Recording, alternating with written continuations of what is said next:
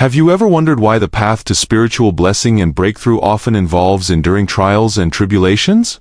What if the obstacles you face are not merely hindrances but divine tests, designed to prepare and purify you for the blessings God has in store? The journey towards spiritual enrichment is seldom straightforward and is often marked by tests that probe the depths of our faith, sincerity, and obedience.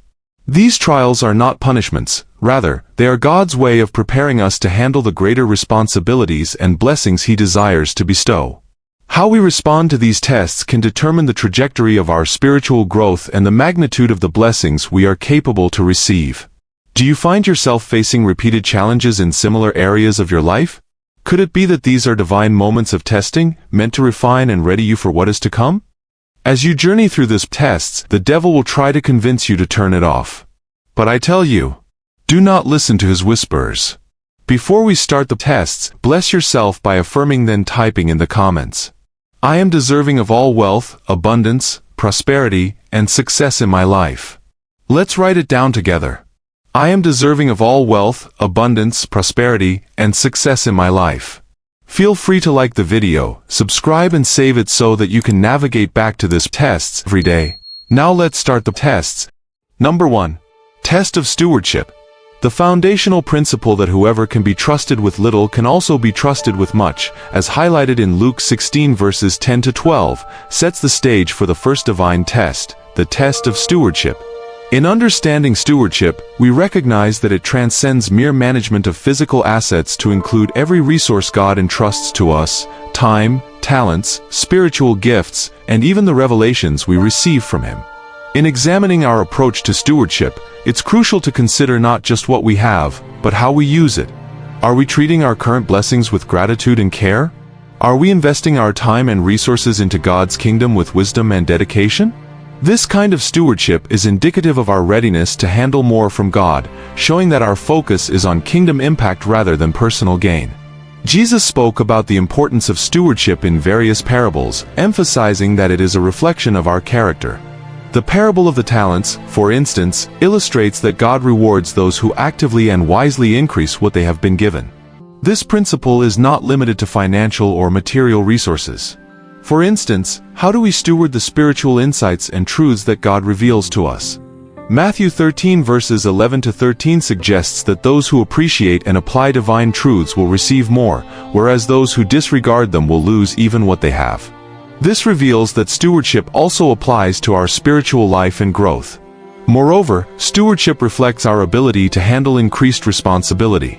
As we faithfully manage what God has already entrusted to us, we demonstrate our capability to handle greater tasks and higher callings. This could mean leading a larger team, managing more substantial resources, or influencing a broader community. It's about proving our reliability and commitment in every assignment, no matter how small. Yet, stewardship is not merely about responsibility but also about readiness. Are we spiritually, emotionally, and practically ready for the increase? Sometimes, this readiness involves passing through seasons of seeming insignificance where our faithfulness is refined and tested. It requires diligence and patience, staying committed to God's calling even when it feels like we are not making any visible progress. Additionally, stewardship involves a posture of the heart, one that is willing to give the best with what we have now, not waiting for ideal conditions or more abundant resources. It is about being faithful in the ordinary, everyday tasks, understanding that these small acts of obedience are significant in God's kingdom. This heart posture is crucial because it shows God that our service to Him is not conditional on our circumstances but rooted in a genuine desire to serve and glorify Him. In practical terms, good stewardship might look like using your talents to serve in your local church, managing your finances with integrity, or dedicating time to mentor younger believers. Each act of stewardship, no matter how small, prepares us for greater things in God's plan. This is why the Apostle Paul, in 2 Corinthians 9 verses 6 to 11, links the act of giving to the principle of sowing and reaping. As we give, or steward, willingly and generously, we are promised an increase, not only to benefit ourselves but so that we can continue being generous in the future. Thus, the test of stewardship is all about preparation and proof. It prepares us for future blessings and responsibilities, and it proves our readiness and reliability to God. It is an ongoing test, requiring constant attention and effort, but it is also a powerful avenue through which God shapes us into vessels fit for His use. Number 2. Test of sincerity. The test of sincerity examines the authenticity of our faith and our motives in following Christ. This test challenges us to consider why we do what we do in service to God and others. It's a probing of our hearts that reveals whether our actions are motivated by a true love for God or are influenced by selfish ambitions. In Psalms 26 verse 2 and 139:23-24, David asks God to test his heart and thoughts, a plea for divine examination to ensure his motivations align with God's will. This reflects an understanding that the purity of our intentions affects our spiritual trajectory. If our actions are rooted in a desire for personal gain or human approval, they lose their value in God's eyes. However, if they are done out of a genuine love for God and a desire to serve His purposes, they are both pleasing to Him and potent in their impact. The sincerity of our devotion is often revealed during times of difficulty. Just as the Israelites were tested in the wilderness to reveal what was in their hearts, Deuteronomy 8 verse 2, God allows us to go through challenges to test our faithfulness. Will we continue to serve God when the rewards are not evident? Will we maintain our integrity when we are not under the watchful eyes of others? James 4 verses 2-3 warns about the perils of wrong motives, especially when we ask God for things with selfish intentions. When our desires stem from worldly lusts, they do not align with God's purposes and are likely to go unmet. This passage highlights the importance of aligning our desires with God's will, ensuring that our prayers and actions are aimed at furthering His kingdom rather than our own. Sincerity also involves transparency with God. It means being honest about our weaknesses, doubts, and failures. It requires a humble acknowledgement that we need God's strength and guidance to live out our faith effectively. This kind of sincerity fosters a deeper relationship with God, where we are not just serving Him with our actions but also connecting with Him at the level of our heart and spirit. Moreover, sincerity is about consistency in our walk with God. It's about being the same person in private as we are in public, maintaining our devotion and commitment to God regardless of external influences or pressures. This consistency is crucial as it builds spiritual integrity and character, forming a solid foundation for our lives and ministries. In practical terms, maintaining sincerity might involve regular self-examination and accountability.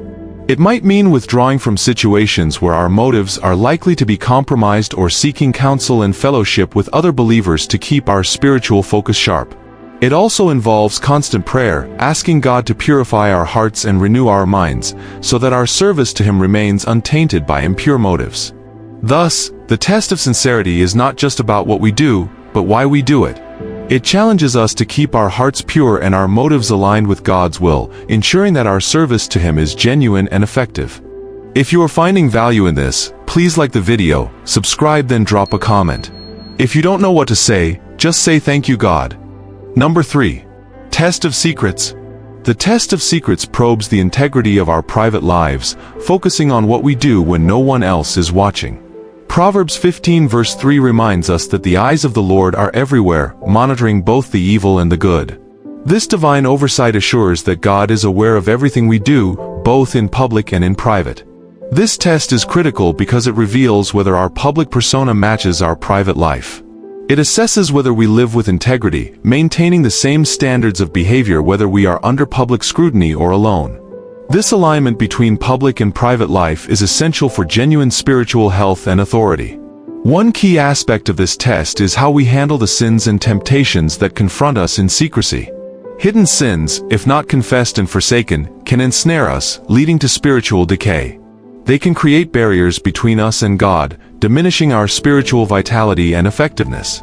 Matthew 6 verses 1-4 speaks to the importance of doing good deeds not to be seen by others but for the eyes of God alone.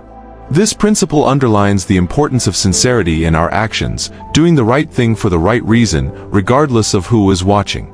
The hidden aspects of our life can also include the personal disciplines we maintain in our walk with God, prayer, Bible study, fasting, and other spiritual practices done in secret. These disciplines are not for show but are integral to our personal relationship with God. They strengthen our spirit and fortify our character, preparing us for public service and leadership. The power of a believer's public ministry often flows from the depth of their private devotion. Furthermore, handling secrets responsibly also involves dealing with our fears, doubts, and insecurities.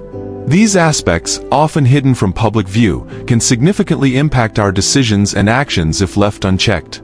By bringing these to God in prayer and seeking His guidance and wisdom in dealing with them, we ensure that they do not adversely affect our ministry or our walk with Him. The test of secrets also extends to our stewardship of the revelations and insights God gives us. Like the parable of the sower, what we do with the word God plants in our hearts in privacy ultimately determines the fruit it bears publicly. Do we nurture and meditate on these insights, allowing them to transform us, or do we neglect them, causing them to wither? In practical terms, passing the test of secrets might mean setting up accountability structures to help maintain integrity in areas we struggle with privately. It might involve being transparent with a trusted spiritual mentor or community about our challenges, thereby reducing the power secrecy holds over us. Moreover, this test challenges us to maintain purity in our thought life. Philippians 4 verse 8 instructs us to think about whatever is true, noble, right, pure, lovely, admirable, excellent, or praiseworthy. Our thought life often directs our actions, and maintaining purity here is crucial for overall spiritual health. The test of secrets thus serves as a critical measure of our spiritual authenticity and maturity. It reveals whether our public faith is an accurate reflection of our private faith.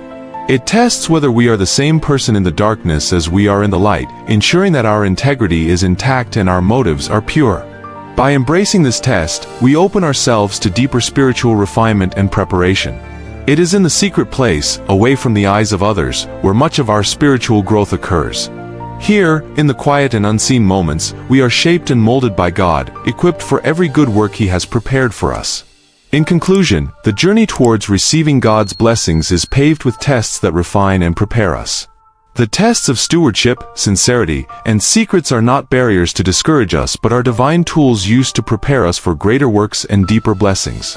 They ensure that when the blessings come, we are ready not only to receive them but to use them responsibly for the advancement of God's kingdom. By faithfully navigating these tests, we align ourselves more closely with God's purposes, growing in faith, character, and effectiveness in our calling. Don't forget to like the video, subscribe, and in the comment, answer the question, does God really exist? Then tell us why you think your answer is right.